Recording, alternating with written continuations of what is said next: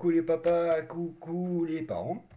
Eh bien, aujourd'hui, je souhaitais intervenir sur la chaîne, parce que bah, bien sûr, j'ai vu ça avec Cédric.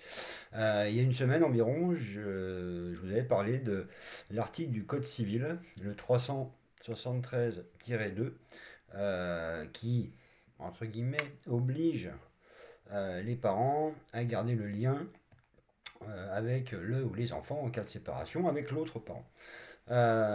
Donc là, par contre, je vais vous parler d'un autre article qui est aussi du Code civil, hein. Dans le Code civil, c'est le 372-2. Et cet article-là, il est au moins tout aussi important que le 373, parce que ça concerne ce qu'on appelle les actes usuels et les actes non usuels. Les actes usuels, c'est simple. Votre enfant donc est avec la maman ou avec le papa, hein, peu importe, au domicile. L'enfant est malade, voilà, une grippe, mal aux oreilles, aux dents ou autre. Euh, il fait soigner évidemment l'enfant.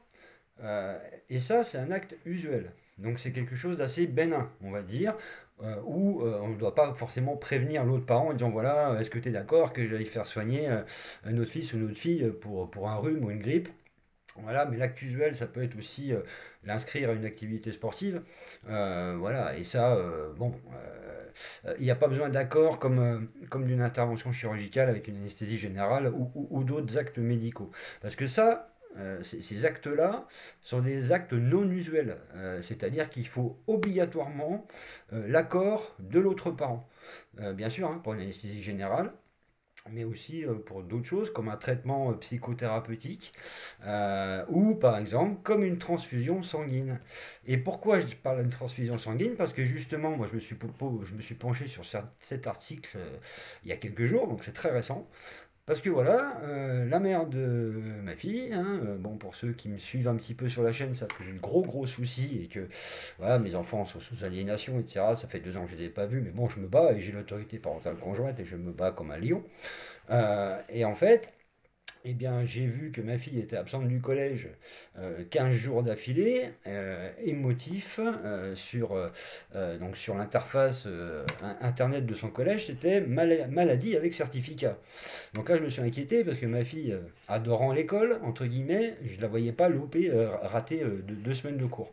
Donc là, je me suis inquiété et j'ai forcément appelé l'hôpital de la ville dont je dépends. Et là, bah oui, on m'a annoncé que ma fille avait été hospitalisée. 2 jours d'affilée, donc 48 heures d'affilée, donc elle a été hospitalisée 2 jours et une nuit, et qu'elle y est retournée le 2 mars dernier.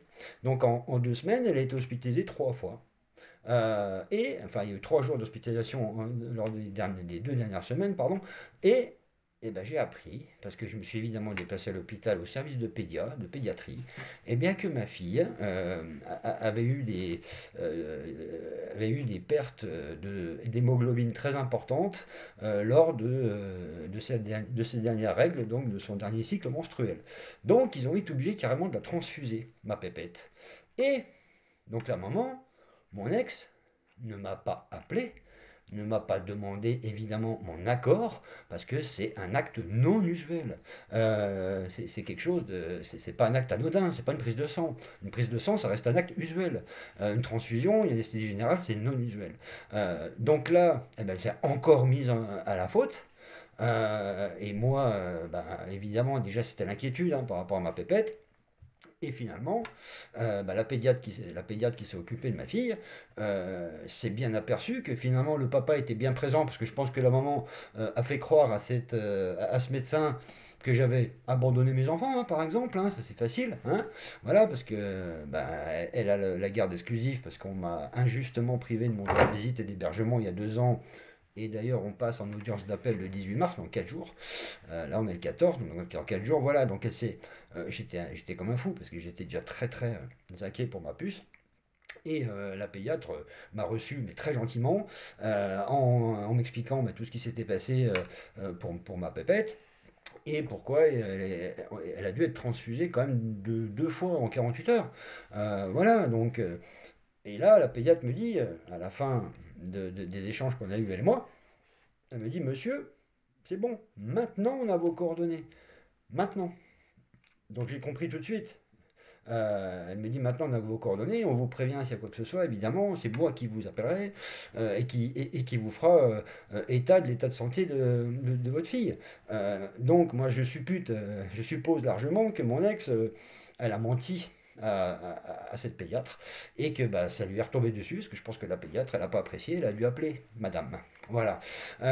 Donc voilà, donc moi je me suis repenché dans le code civil, hein, voilà, parce que je fais un peu le boulot de mon avocat. Quand on est sous aide juridictionnelle, on est obligé aussi de bosser tout seul, et puis de les secouer un peu les avocats, c'est un petit peu ce que je vous avais fait comprendre il y a une semaine pour le 373-2. Donc là, eh ben, j'ai ressorti le 372-2 qui va être ajouté certainement à nos conclusions. Et de toute façon, ça va même remonter jusqu'au juge des enfants, parce que nous aussi, on dépend du juge des enfants et une assistance éducative pour mes deux enfants. Et justement, même l'assistance éducative m'a caché les transfusions de ma fille. Donc je pense que la médecin a appelé mon ex, elle s'est fait secouer, hein, mon ex. Mon ex a dû vite appeler l'assistance éducative en disant mais comment on va faire maintenant parce qu'il est au courant, hein, pardon de moi.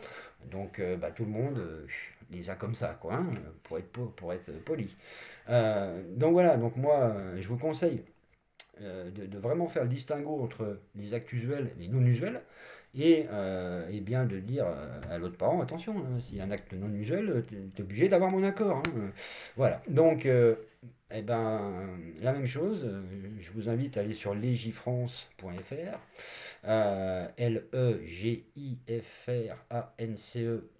legifrance.fr, legifrance.fr, et là, vous aurez le 372-2 avec tous les détails. Voilà, et à soumettre à votre avocat, le cas échéant, s'il n'y pense pas, entre guillemets. Voilà. Allez, bah, bon courage à tous, à toutes, puis au plaisir. S'il y a de nouveau, je demanderai à Cédric d'intervenir. Voilà. Allez, bon courage. Ciao.